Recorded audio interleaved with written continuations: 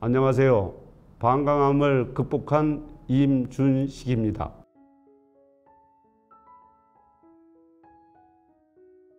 안녕하세요. 임준식 환자의 주치 충북대학교 병원 혈액종양내과 김웅식입니다.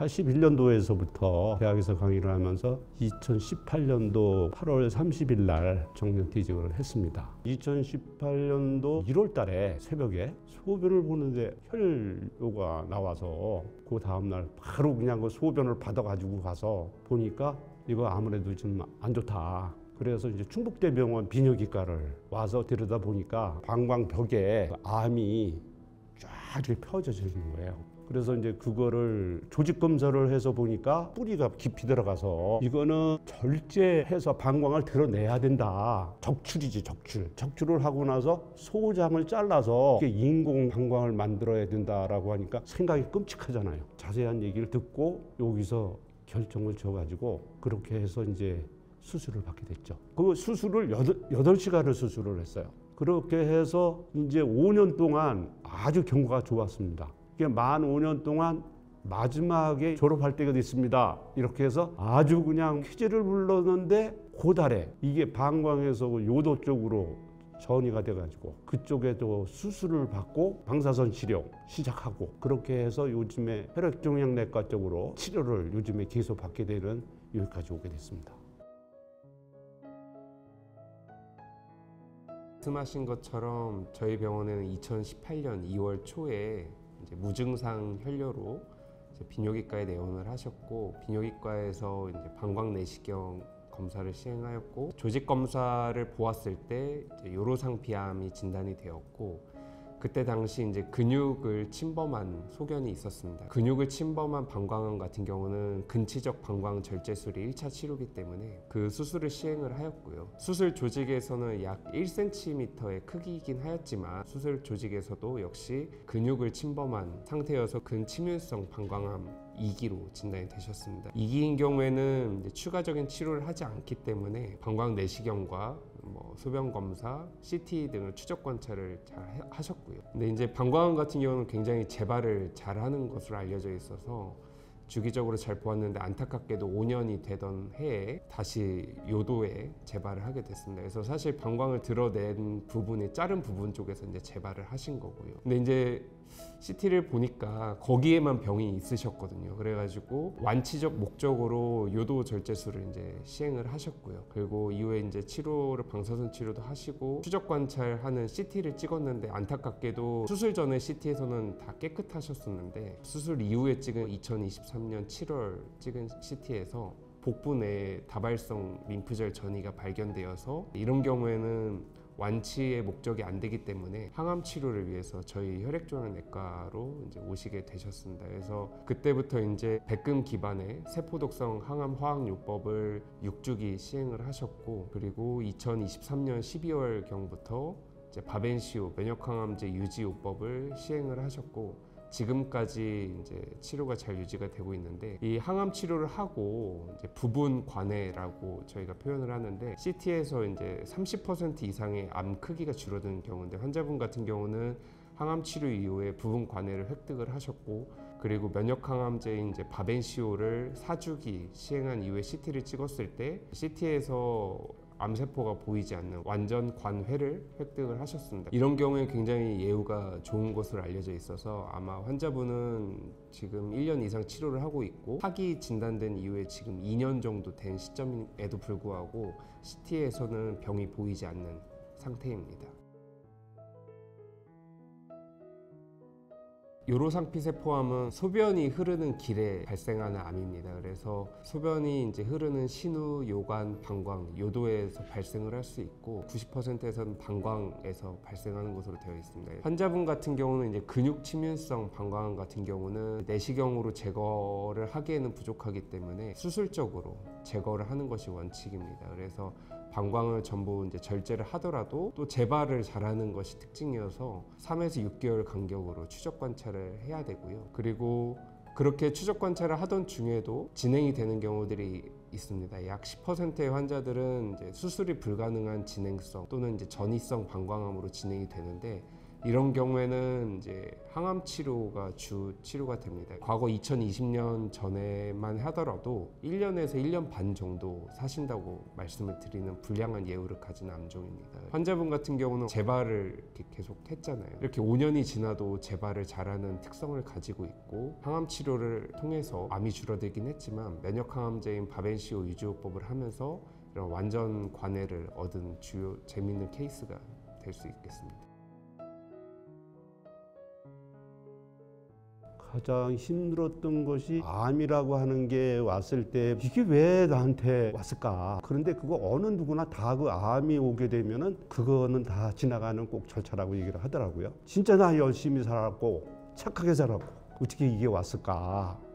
그때의 그 고민이라고 하는 것은 진짜 말도 못하는 그 진짜 그 심적으로, 그러다가 저 나름대로 또 갖고 있는 저 신앙이 있기 때문에 이거는 진짜 이렇게 살아야 될 건가? 아니다. 다시 고쳐먹고 절대 긍정과 절대 감사하는 마음으로 암하고 같이 가자, 이런 그 긍정 마인드를 가지고 하다 보니까 그것도 큰 치료의 한 방법이 아니었었나. 치료해 주시는 또 우리 김원기 교수님도 이제 있지만 그런 마음으로 해서 많은 위안을 좀 가졌습니다. 미국과 유럽 가이드라인을 보면 1차 요법으로 3가지 요법을 이제 사용할 수 있게 되어 있습니다. 그래서 첫 번째로는 환자분에게 치료하였던 백근 기반의 항암 화학 요법 이후에 면역 항암제인 바벤시오 유지 요법, 그리고 두 번째로는 백근 기반 항암 화학 요법과 옵디보라는 항암제를 처음부터 같이 쓰는 병용 요법, 그리고 세 번째로는 면역 항암제인 키트루다와 항체 약물인 이제 파드셉 병용 요법, 이 3가지 요법을 모두 다 카테고리 1으로 권고를 하고 있습니다. 현재 급여가 되는 약제는 바벤시오 유지 요법만 급여가 되고 있는 상태이고, 치료를 하더라도 한 3, 4개월 하고 나면 비용적인 문제로 중단하는 경우들도 굉장히 많습니다. 그래서 고령의 어르신들 같은 경우는 그래서 대부분은 백근 기반의 항암 화학 요법 후에 바벤시오 유지 요법을 많이 하고 있고, 실제 많은 병원에서도 그 요법을 가장 많이 사용하고 있습니다. 이제 급여가 되다 보니까 비용적인 문제에서도 또 이 바벤시오를 이제 많은 임상 의료진들이 많이 해봤거든요. 굉장히 부작용이 적고 효과가 어찌됐든 많은 연구에서 좋은 것으로 보고가 되었고, 실제로도 좋은 케이스들이 많이 있다 보니까 많은 환자들이 치료를 받고 있는 것 같습니다. 과거에는 이제 항암 치료만 할 때는 평균 예후가 1년에서 1년 반으로 설명을 드렸었거든요. 근데 이 바벤시오 유지요법을 하게 되면 2년 반에서 3년까지도 저희가 생존 기간이 늘어나는 것을 많은 연구에서 보고가 됐기 때문에 우선 생존 기간 좋은 결과 때문에도 고려를 하였었고요. 바벤시오 이 약을 투약을 하면서 이러이러한 특징이 있다. 그래서 그럼 이제 오케이 합시다 해가지고 이제 시작이 됐습니다. 조금 전에 교수님 말씀하신 거와 같이 혈액 검사라든가 CT라든가 찍어보게 된 결과로서 진행이 좋고 또 그 암 조직 상태가 안 보이고 굉장히 그 희망적이더라고요. 그래서 이거가 맞는 건가 보다. 지금까지 봤을 때에 3개월에 한 번씩 지금 그 이제 CT를 찍는데요. 지금까지 암이 보이지를 않고 있기 때문에 굉장히 희망적이고, 지금 이제 2년을 맞아야 되는데 지금 1년 1개월 맞았습니다. 그래서 11개월 남았어요. 요즘에는 이제 우스갯소리로 집에서 면역 주사가 아니라 아빠는 영양 주사 맞으러 할 정도로, 그 정도로 지금 반응이 지금 좋은 상태고, 저는 말할 것도 없이 굉장히 희망적인 저기를 가지고 있습니다.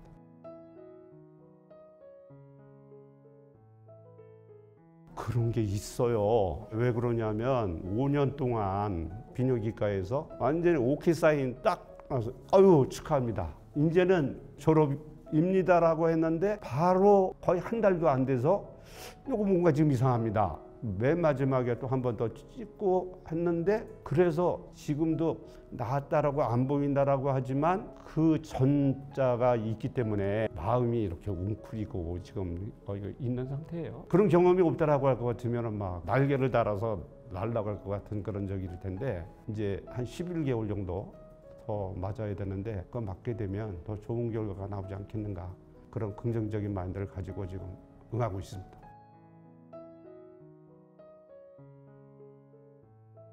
사실 이제 바벤시오 연구 결과가 나오기 전에 2020년 전에는 백금 기반의 항암 치료를 4에서 6주기를 하고 사기 암 환자가 암이 남아있음에도 불구하고 보통은 항암 치료를 중단하고 경과 관찰을 하는 게 특징이었습니다. 그러다 보니까 사실 환자들도 굉장히 불안하고 또 의사도 굉장히 불안하거든요. 왜냐하면 또 재발하면은 환자한테 또 미안하잖아요. 그리고 또 재발이 또 잘 되는 암이라고 했잖아요. 그러다 보니까 이제 보통 2~3달 뒤에 CT를 찍으면 2명 중에 1명은 이제 병이 진행을 하게 됩니다. 경과 관찰 기간 중. 그러다 보면 또 2차 치료로 넘어가는데 또 환자분들이 이제 체력이 많이 약해지고 그러는데 이 바벤시오가 이제 등장하면서 경과 관찰을 하지 않고 면역 항암제를 하게 되었고 그럼으로써 병의 진행까지의 기간도 늘리게 되고 전체 생존 기간이 이제 늘어나게 되어서 종양내과 의사들은 되게 혁신적인 약이다. 그때 당시는 그렇게 평가를 했었습니다. 그래서 실제로도 환자들에게 도움이 되고 있는 상황입니다.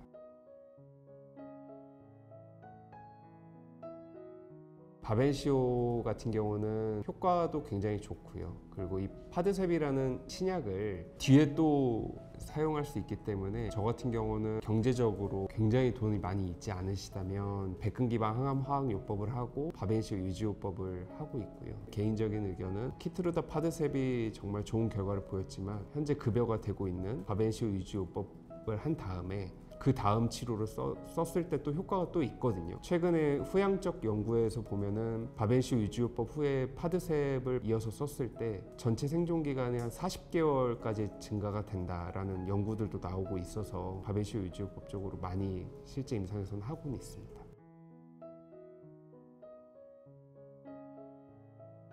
여러 암종에서 면역항암제를 많이 쓰는데 바벤시오도 굉장히 부작용이 없고 바벤시오를 하면서 면역 관련 부작용 환자가 아직까지는 없었습니다. 피부 발진 정도는 있었고 관절통, 근육통 정도 약간 경미한 정도 있었는데 이 정도는 전처치로도 조절이 가능한 정도거든요. 아까 환자분께서 말씀하셨듯이 영양제 맞으러 간다 이렇게 말씀을 하시듯이 부작용이 굉장히 적어서 휠체어 타고 오신 분들도 저는 그냥 드리거든요. 그만큼 환자분의 독성이 적은 약제여서 편안하게 이렇게 많이 사용을 하고 있습니다.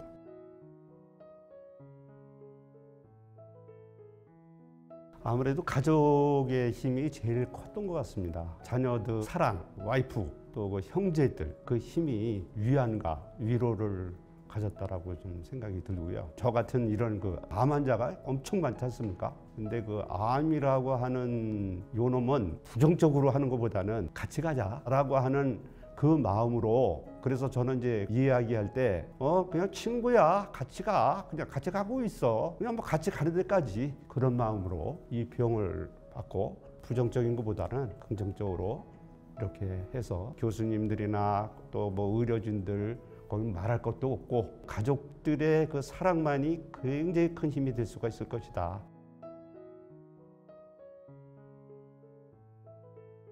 종양내과 의사가 이제 사기 암 환자들을 진료를 할 때 항암 치료의 목적은 이제 2가지입니다. 하나는 제일 중요한 생존 기간을 늘리는 것이고요. 2번째는 삶의 질을 잘 유지해주게 해서 나중에 이제 병이 진행되기 전까지의 행복한 시간을 오랫동안 갖게 해드리는 게 저희의 목표거든요. 항암 치료의 목적이기도 하고요. 근데 이제 환자분 같은 경우는 정말 다행히 바벤시오 유지요법이 잘 들어서 완전 관해를 얻어서 특별한 부작용도 없이 이렇게 1년 넘게 치료를 잘 하고 계시고 있어서 저는 이제 환자들한테 일을 하라고 이야기하거든요. 일상생활을 더 해라. 그래야 나쁜 생각도 좀 더 버리고 치료를 더 잘 받을 수 있는 것 같아요. 환자분이 또 강의도 이렇게 가신다고 해서 본인이 하고 싶은 일들을 잘 할 수 있게끔 제가 도움을 드렸다는 부분에 대해서 의사로서 굉장히 뿌듯하고요. 좋은 일들을 계속 할 수 있게 도움이 돼서 감사합니다.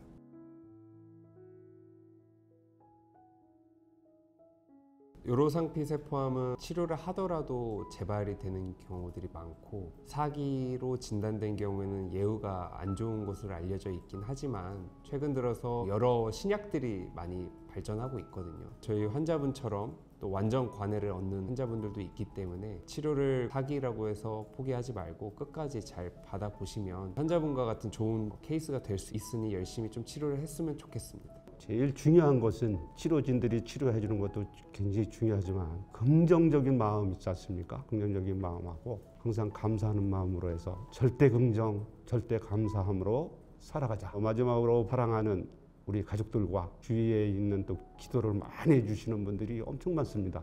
그분들에게 이 자리를 통해서 모든 분들에게 감사의 말씀을 드리겠습니다.